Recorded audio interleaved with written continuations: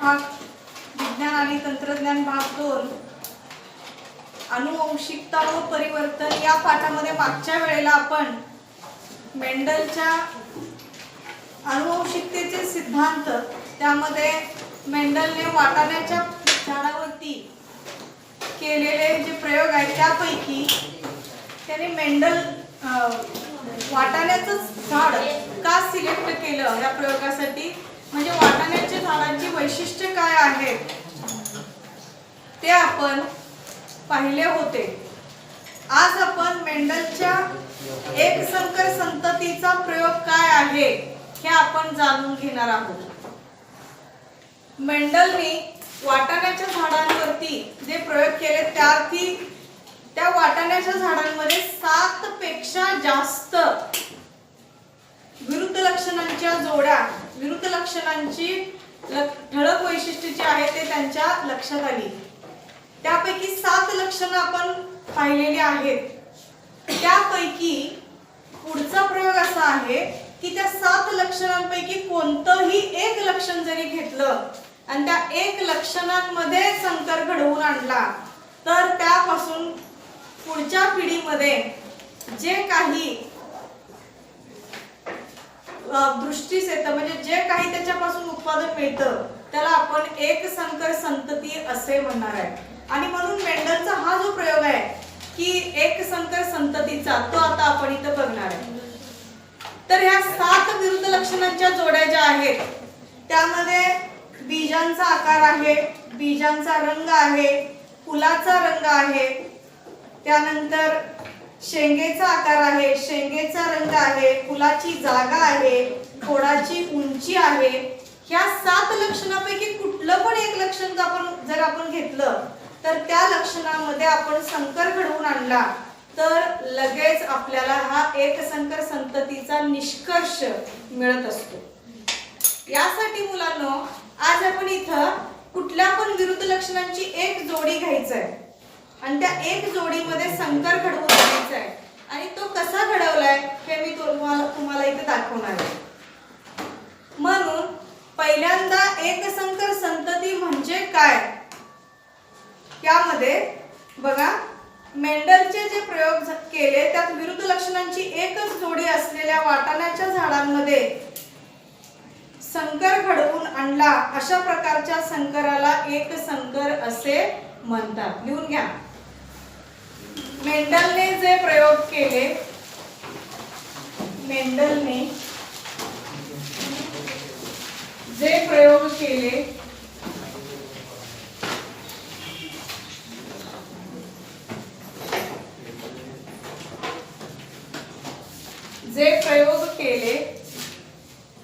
त्यात विरुद्ध लक्षणांची एकच जोडी असलेल्या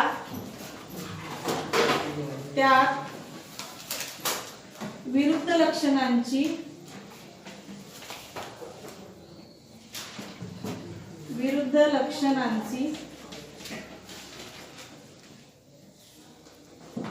एकच जोडी असलेल्या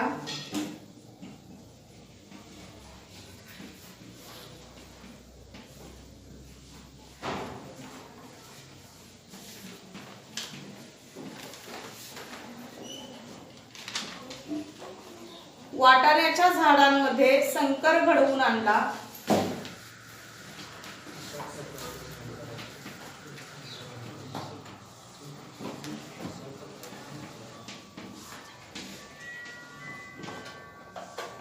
वाटाण्याच्या झाडांमध्ये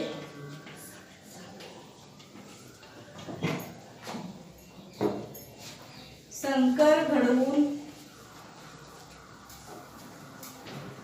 आणला.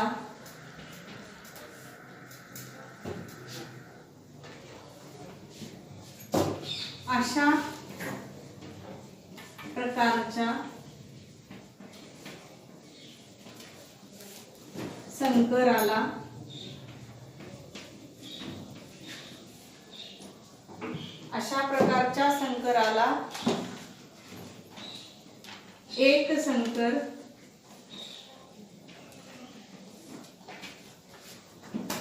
असे म्हणतात.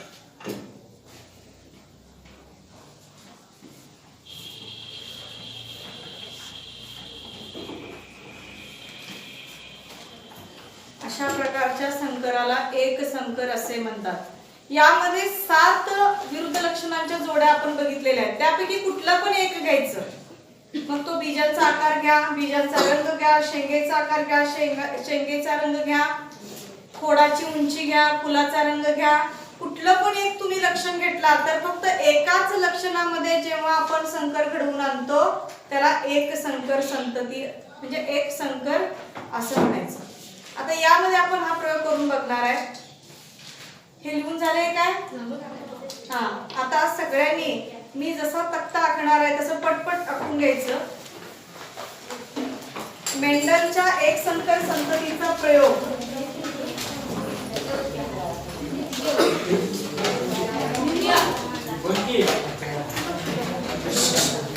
हा, याच्यामध्ये हा तक्ता आखत असताना पहिल्यांदा इकडं मी जनक पिढी, त्यानंतर स्वरूप विधा, जनुक विधा हे लिहिणार आहे। आणि हे लिहित असताना तुम्ही सुद्धा कलरचे पेन असतील तुमच्याकडे, लाल पेन, ब्लॅक किंवा काळा पेन असेल तर तुम्ही इकडच्या बाजूला हे लिहून घ्या। जनक पिढी,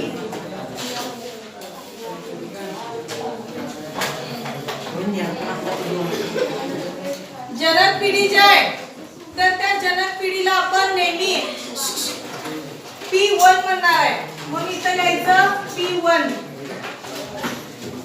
त्यानंतर स्वरूप विधा गुणोत्तर जे आहे ते स्वरूप विधा हे एका बाजूची सगळे अक्षर लिहित असताना तुम्ही एका कलरने लिहा, त्याच्या समोर जे लिहिणार आहे ते तुम्ही वेगळ्या कलर लिहायचं आहे।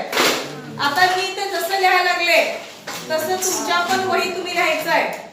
त्यासाठी बघा, पहिला स्वरूप विधा, स्वरूप विधा लिहित असताना मी सांगितले तसं कलरचे पेन वापरा।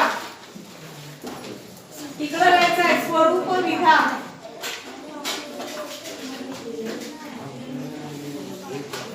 स्वरूप विधा लिहायचं आहे। आता याच्या समोर काय लिहिणार तुम्ही?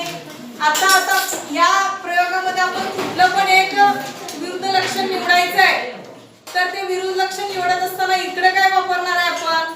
कुठलं पण एक। आता इथं आपण खोडाची उंची घेतलं तर खोडाची उंची काय आहे? तर एक तर उंच झाडं असतील आणि त्याच्या विरुद्ध काय आहे? कमी उंचीची झाडं असतील।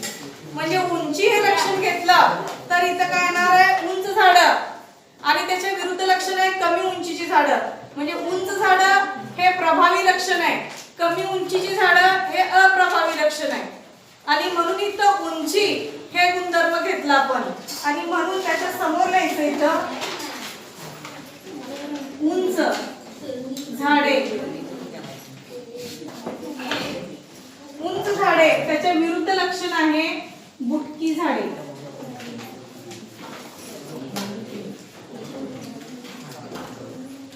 बुटकी झाडे।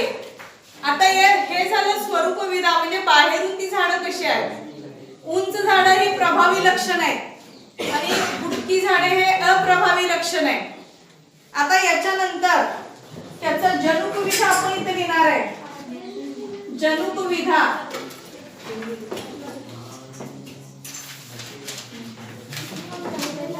जनुक विधा काय लिहायचं आहे? तर याच्यामध्ये आपल्याला लिहित असताना नेहमी लक्षात ठेवायचं, प्रभावी लक्षण जे आहे ते नेहमी आपण कॅपिटल लेटरने लिहिणार आहे। कॅपिटल लेटरने लिहित असताना इथं उंच झाडे म्हणजे उंची, आपण इंग्रजीत म्हणतो त्याला टॉल, म्हणून इथं जनुक विधा घेत असताना त्याची जनुक काय घेणार आहे? Capital T, capital T, capital T, capital T. हे नेहमी लक्षात ठेवायचं, हे समयुग्मन जे आहे म्हणून हे दोन्ही समान घ्यायचं, कॅपिटल टी, कॅपिटल टी। आता याच्या विरुद्ध तिकडं बुटकी झाडे जे आहेत ते लिहित असताना बुटकी झाडे म्हटल्यावर ह्याच्या विरुद्ध आहे ते लक्षण, म्हणून तिथं काय घ्यायचं? Small T, small T.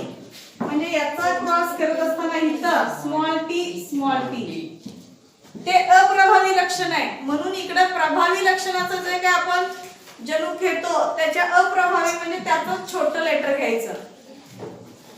त्यानंतर याच्यानंतर युग्मक, युग्मक लिहित असताना युग्मक लिहायचं आहे।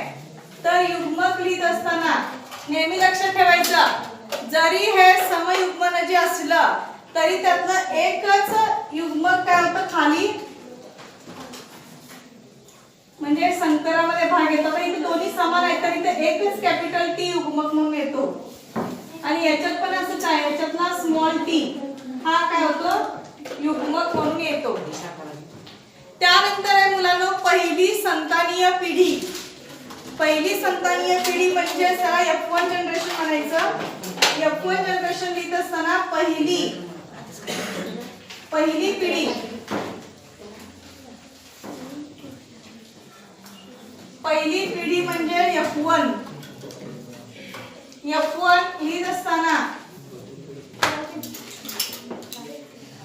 हा आता इथं सगळ्यांनी इकडे लक्ष द्या. प्रभावी लक्षण आहे मुलांना उंच झाडं, अप्रभावी लक्षण आहे बुटकी झाडे. त्यांचं एकत्रीकरण करून इथं काय होणार आहे लक्षण येणार आहे. म्हणजे या दोघांचं पहिली पिढी येणार आहे कॅपिटल टी स्मॉल टी.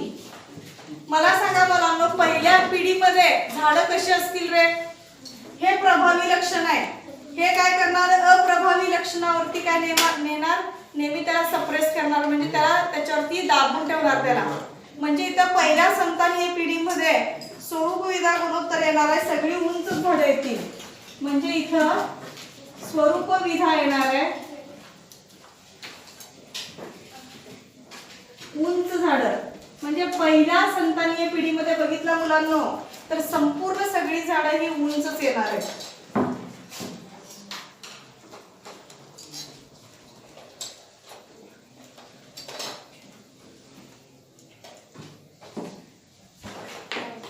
संपूर्ण पहिल्या पिढीमध्ये सगळी झाडं उंच येतील. काय येतील सांगा?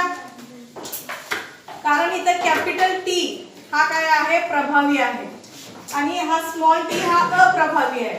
त्यामुळे पहिल्या संतानीय पिढीमध्ये येणारी सर्व झाडे ही काय येतील प्रभावी असतील.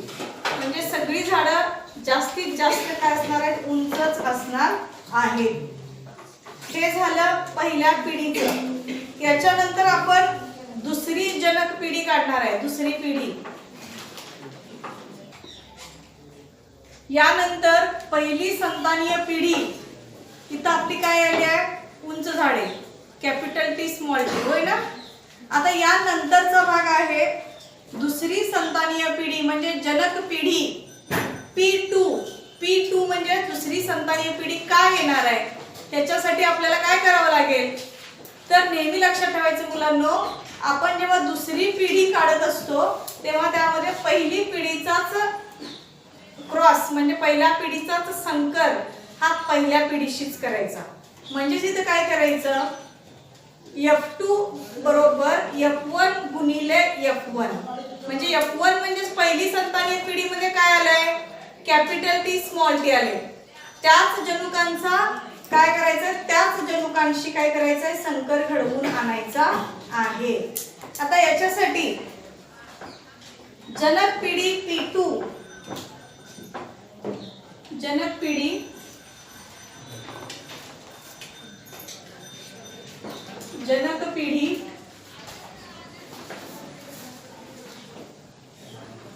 P2 जनक पिढी P2 कसं काढायचं आहे बघा.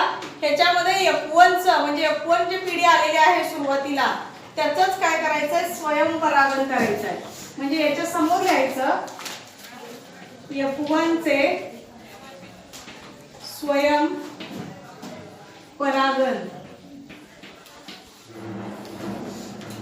F1 चे स्वयंपरागण.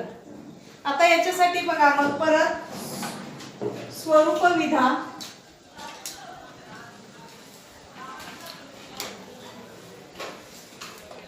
स्वरूप विधा गुणोत्तराचे काय येणार आहे त्याच्या समोर लिहायचं उंच झाडे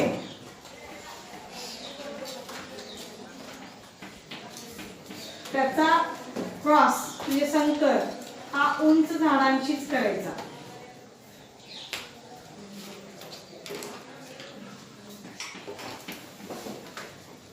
इथं मात्र उंच झाडे म्हणजे जनुक विधा मात्र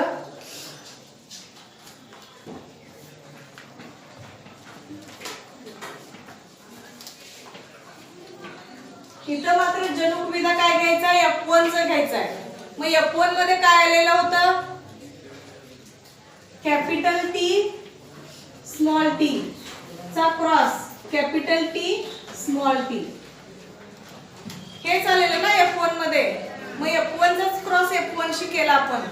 आता याच्या पुढे काय येणार आहे ते आता याचे युग्मक तयार करायचे परत. युग्मक मला सांगा हे दोन्ही सारखे आहेत काय नाही वेगवेगळे आहेत. आता हे जे गुणोत्तर इथं दिसतंय तुम्हाला हे सगळे जनुक काय आहेत विषम युग्मनाचे आहेत. मगाशी सम होते ना आता हे विषम आहे म्हणताना विषम म्हणजे वेगवेगळे आहेत म्हणून काय करायचे ह्याचे युग्मक वेगवेगळे होतात. मग काय वेगळं होतं ह्यामध्ये याचा अर्थ आहे की याच्यातला कॅपिटल टी वेगळा होतो स्मॉल टी. याच्यात पण तसंच आहे कॅपिटल टी वेगळा होतो स्मॉल टी वेगळा. आता हे झाल्यानंतर परत काय करायचं हे जे दोन युग्मक आहेत हे आपण असं म्हणूया की हे काय आहे नरच आहे.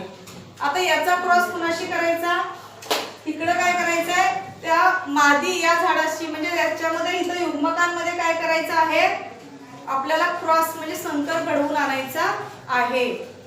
तो संकर कसा घडवायचा आता बघा त्याच्यासाठी खाली तक्ता आहे बघा त्या तक्त्याप्रमाणे आपल्याला आखून घ्यायचं आहे. लक्षात आलं हा.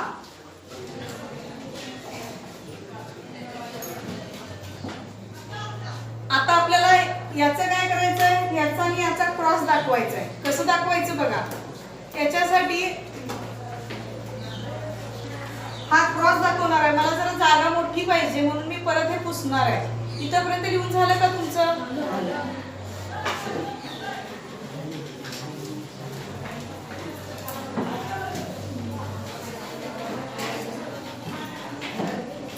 आता दुसरी संतानीय पिढी काढायची आपल्याला.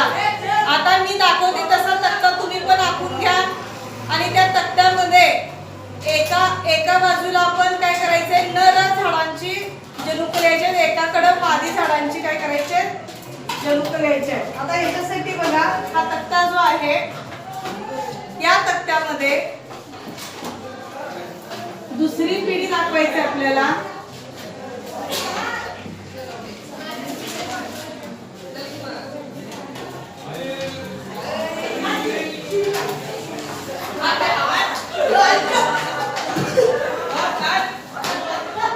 आता या तक्त्यामध्ये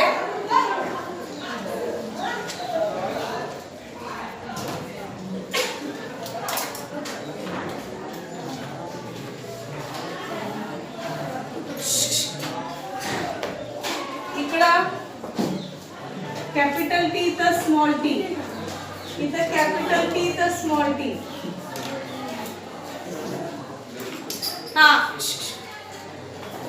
हे स्त्री युग्मक आहे.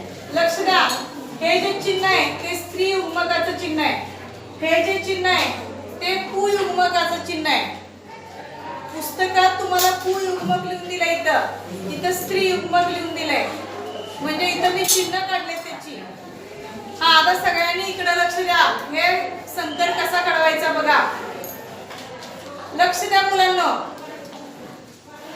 हे घर म्हणजे स्त्री युग्मकाचा capital T पुयुग्मकाच्या capital T C जोडला तर इथं पहिलं घर तयार होत आहे कॅपिटल टी म्हणजे कसलं झाड येणार आहे हे उंच झाड येणार. अगदी बरोबर. पण उंच झाड येणार पण हे शुद्ध स्वरूपात येणार होय की नाही. इथं कुठलंही मिक्सिंग असणार नाही. दुसरं आता बघा हे कॅपिटल टी आणि हे स्मॉल टी इथं येणार आहे.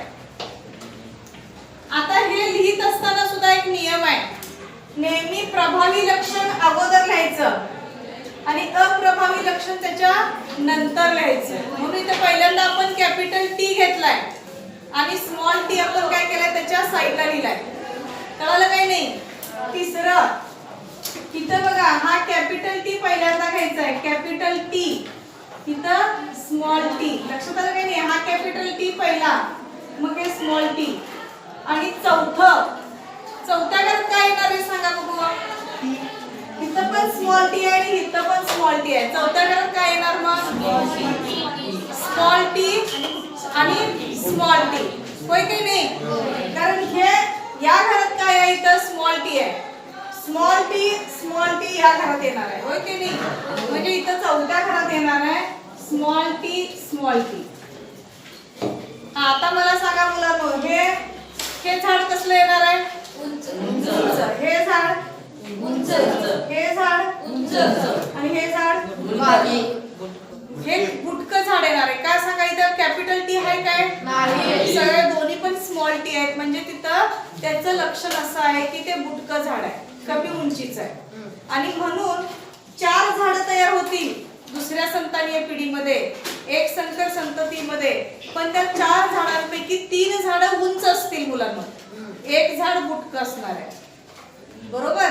पण मला सांगा मुलांनो, ते 4 झाडांपैकी कुणाला येते बघूया सांगायला?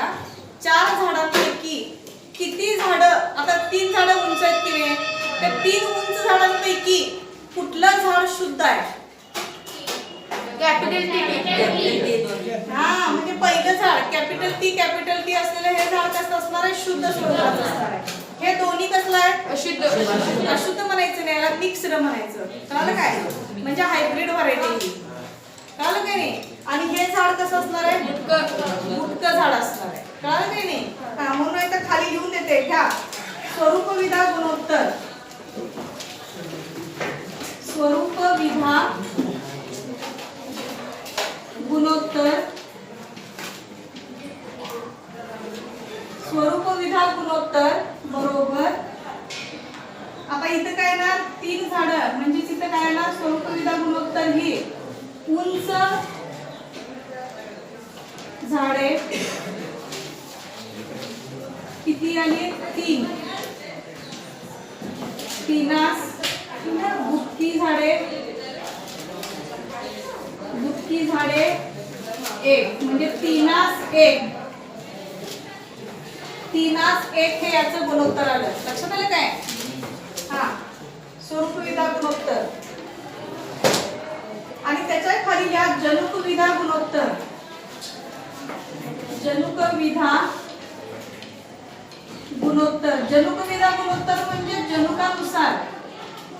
जनुकविधा गुणोत्तर बरोबर हे 1 आहे. असं परत कुठे रिपीट झालंय काय? नाही, म्हणजे हे 1च येणार. 1 बरोबर. एकास असं गुणोत्तर 2 ठिकाणी आहे. होय की नाही? म्हणून एकास 2 हे गुणोत्तर फक्त एकदाच आहे. म्हणजे एकास 2 1 या पद्धतीने हे जनुकविधा गुणोत्तर येईल. लक्षात आलं? जनुकविधा म्हणजे जनुकानुसार, स्वरूपविधा म्हणजे त्याच्या बाह्य रचनेनुसार. या पद्धतीने इथं एक संकर संततीचा प्रयोग संपलेला आहे.